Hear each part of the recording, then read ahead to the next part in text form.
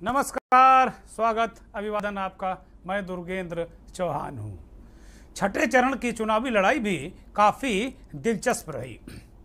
इस बार चुनाव मैदान में खुद मुख्यमंत्री योगी आदित्यनाथ भी हैं।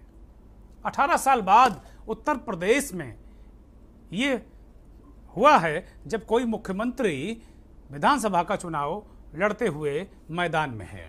इसके पहले साल 2003-04 में मुलायम सिंह यादव ने मुख्यमंत्री रहते हुए गुन्नौर से विधानसभा का चुनाव लड़ा था, लेकिन इस छठे चरण के चुनाव में कई दिग्गजों का आमना सामना भी आज हुआ। योगी सरकार के कई मंत्री चुनावी मैदान में थे। आज छठे चरण के वोट डाले गए शाम 6 बजे तक। मंथन में इसी छठे चरण की बात सवाल प्रतिष्ठा का।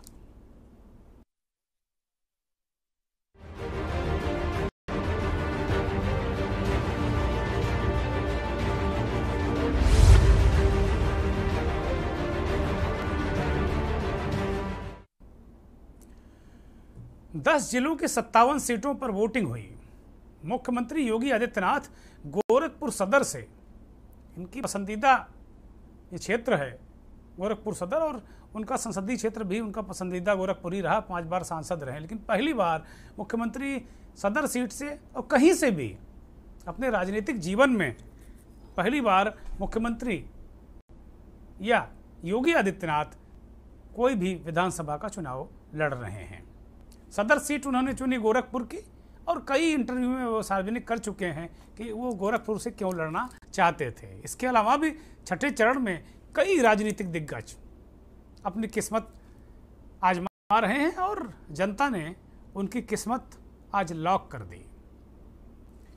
अगर नटसेल में देखें तो छठे चरण में सरकार का चेहरा यानी नेता सदन मुख्यमंत्री योगी आदित्यनाथ और नेता प्रतिपक्ष यानी विपक्ष का चेहरा, तो सत्ता पक्ष और विपक्ष के दो ध्रुव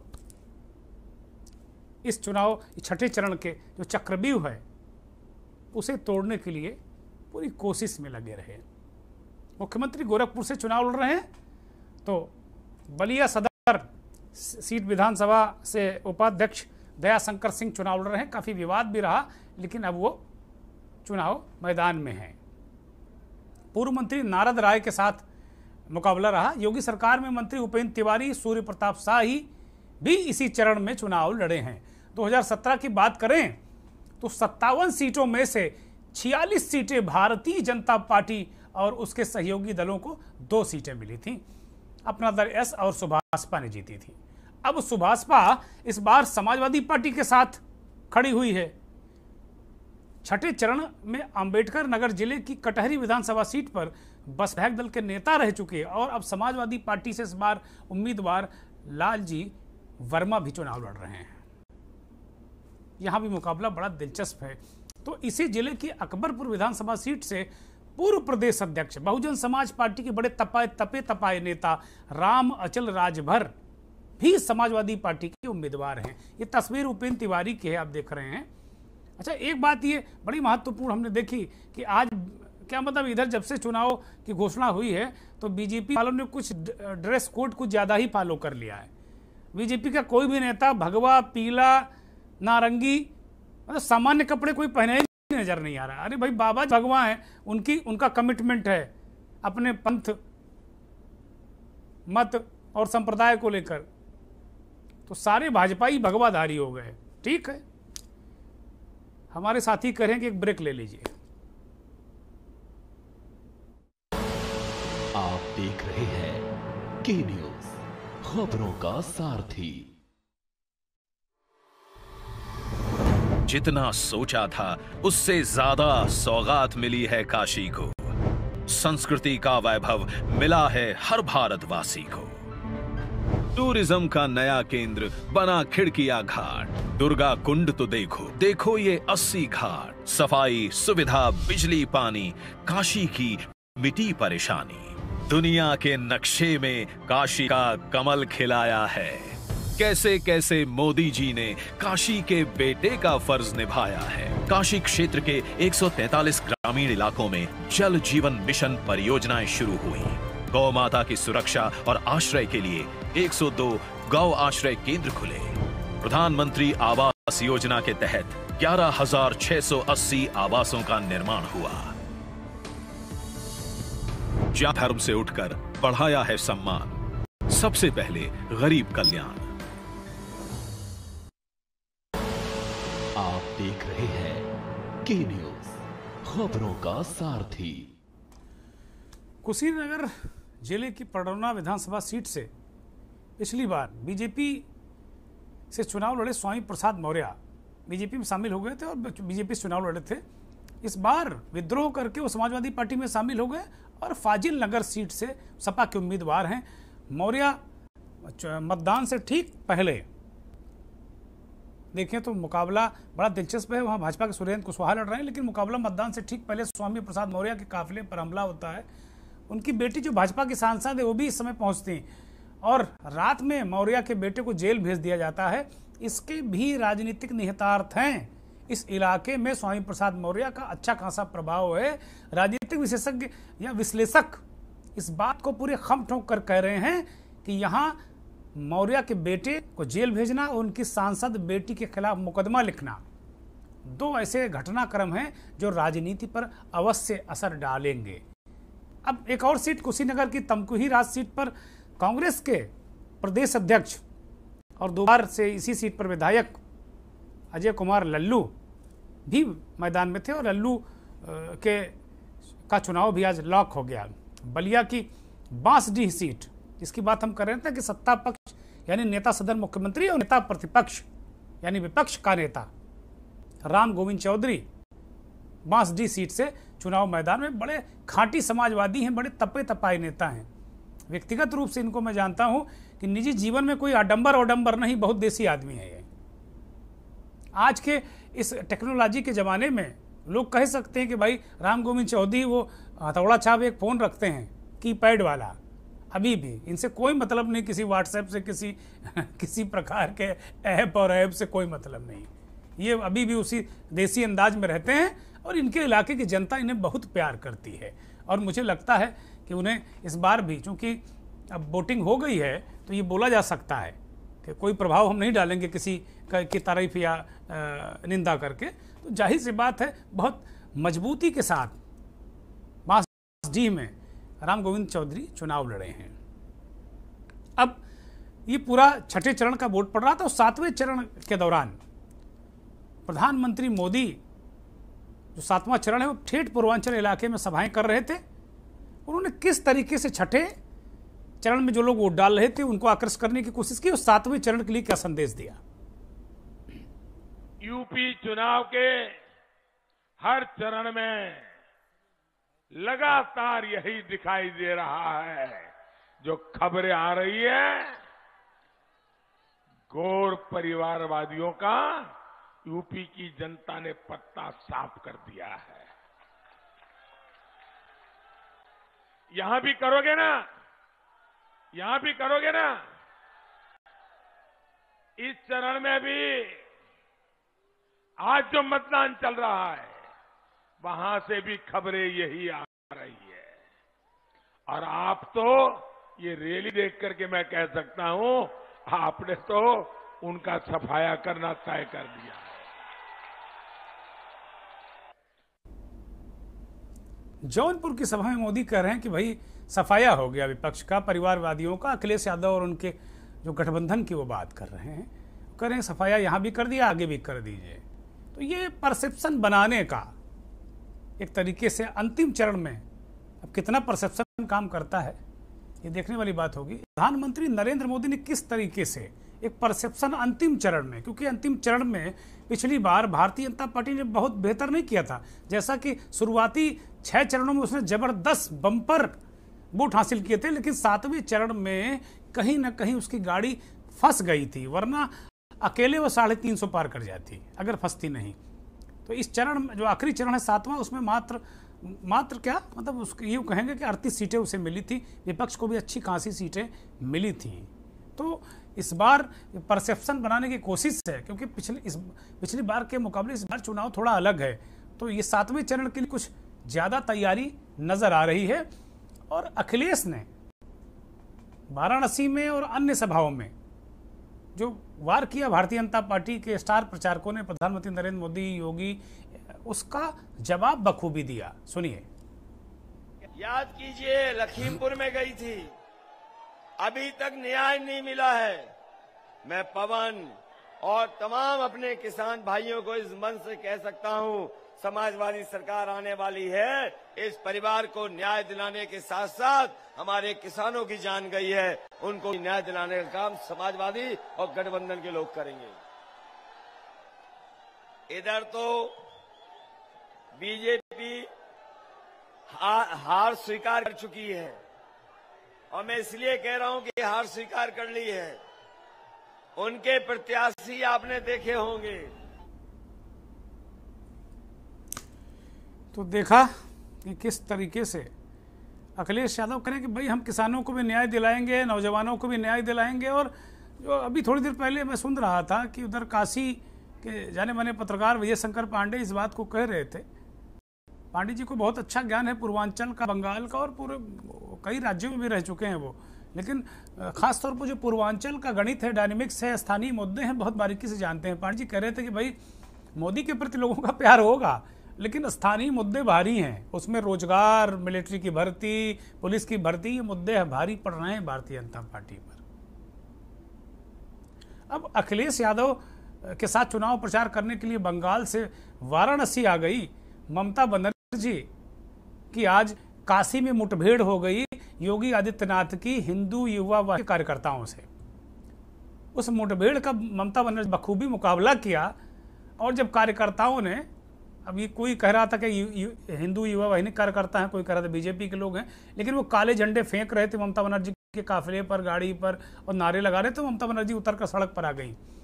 और फिर जब ये हुआ कि उनका काफिला जाने को नहीं मिला, तो वो पैदल पैदल जनसभा स्थल तक पहुंच गई।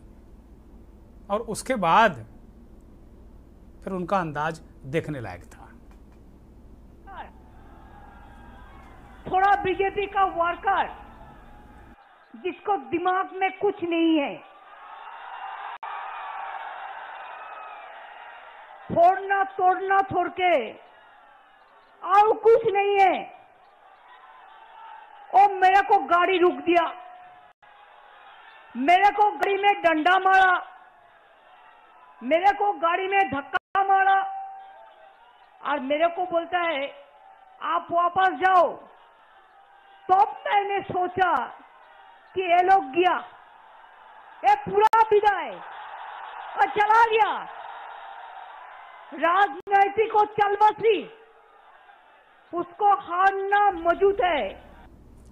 तो ममता दीदी कह रहे हैं कि भाई जब हम मुझे वो कह रहे हैं कि ममता बनर्जी वापस जाओ, गाड़ी में डंडा मार रहे हैं भाजपा के कार्यकर्ता या हिंदू संगठनों के कार्यकर्ता, तो इसका मतलब मानो कि बीजेपी गई। तो कुल मिलाकर अगर देखा जाए तो बड़ा दिलचस्प मुकाबला हो गया है। और जो 7वां द्वार है चक्रव्यूह का, वही सबसे खतरनाक होता है, लेकिन उसकी लड़ाई बड़ी घनघोर है। सुबह ही योगी आदित्यनाथ ने गोरखपुर में वोट डाला, उसके बाद उड़न खटोले पर बैठकर उड़ गए 7वें चरण के लिए, 7वां चक्रव्यूह तोड़ने के लिए। लेकिन उनके सिपह सालार गोरखपुर में और वहां के स्थानीय सांसद, फिल्म अभिनेता रवि किशन अपने अंदाज में कर रहे हैं कि बाबा तो आ गए। भारतीय जनता पार्टी दावे नहीं करी। देखिए, दावे वो लोग करते हैं जिन्होंने झूठ की राजनीति की। हम लोगों को भरोसा है, हम लोगों को यकीन है, जब आप सत्य काम करते हैं, जब परीक्षा में आपने अच्छी पढ़ाई की तो आपका रिजल्ट अच्छा आता है। 5 साल में हमने अच्छा काम किया, ईमानदारी से किया। हमारे प्रधानमंत्री व हमारे मुख्यमंत्री पे कोई दाग नहीं है, पूज्य महाराज जी पे एक दाग नहीं है। 70 साल में जो काम नहीं हुआ उत्तर प्रदेश में, वो 5 साल में हुआ। तो हम लोग अपने काम के विश्वास पे, सुरक्षा व्यवस्था पे, हम लोगों की छवि पर हम लोग को जनता बहुमत की सरकार दे रही है। हम लोग 300 का आंकड़ा पार कर रहे हैं। ये ऐतिहासिक वोटिंग पूरे पूर्वांचल में हो रही है। मैं हर जगह जा रहा हूँ, हर जगह यहाँ पे भी चेक कर रहा हूँ कि नाम वाम सब व्यवस्था सब सारी ठीक है। रवि किशन कह रहे हैं 70 साल बनाम 5 साल। अब गुरु ये भी भूल गए कि भाई 70 साल में उनकी भी सरकारें रही हैं, उनके भी 4 मुख्यमंत्री थे बीजेपी के। अब उन्हें तय करना है कि वास्तव में वो कह क्या रहे हैं। इस बीच हमारे साथ देश के जाने माने राजनीतिक विश्लेषक पत्रकार बिलाल सब्जवारी साहब जुड़ गए हैं दिल्ली से। बिलाल साहब, स्वागत, अभिनंदन, बहुत बहुत धन्यवाद कि आपने वक्त दिया, लेकिन माफ़ी भी एडवांस में कि आज चूँकि हमारे साथी बहुत ब्रेक दिलवा रहे हैं हमें, लगातार हर एक कदम के बाद कर रहे हैं ब्रेक, तो अब पूरा शो ही हमारा लग रहा है कि आज ब्रेक ही लग गया इस पर। लेकिन चलिए हम लोग बहुत ज़रूरी बातें कर लेते हैं। बिलाल साहब, आपने देखा कि छठे चरण में भारतीय जनता पार्टी के लोग बड़े आत्मविश्वास भरे नज़र नहीं आ रहे हैं, दिखाने की कोशिश कर रहे हैं कि बहुत धुआंधार है, पूरे पूर्वांचल में भयानक वोटिंग हो रही। रवि किशन को सुना, लेकिन जो आज काशी में हुआ, ममता से कैसे मुठभेड़ हुई भाजपा और हिंदू संगठनों कार्यकर्ताओं की, फिर ममता ने जो कुछ कहा, मुझे बंगाल चुनाव की याद आ जाती है। बिलाल साहब जी बिल्कुल, आपने ठीक कहा, बड़ा इत्तफाक है।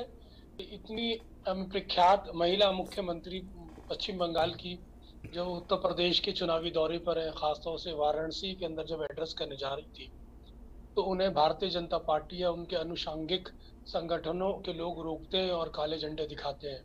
ममता के अनुरूप अगर बात करें तो उनकी गाड़ी पर डंडा भी मारा जाता है। फिर उसके बाद जो उनका एक घायल शेरनी के रूप में जो भाषण होता है, वो वाकई अपने आप में बता देता है कि उनके तेवर किस अंदाज से बात कर रहे थे, किस तरह से वो जनता को कनेक्ट कर रही थी और किस तरह से वो महिलाओं को प्रभावित करने की कोशिश कर रही थी।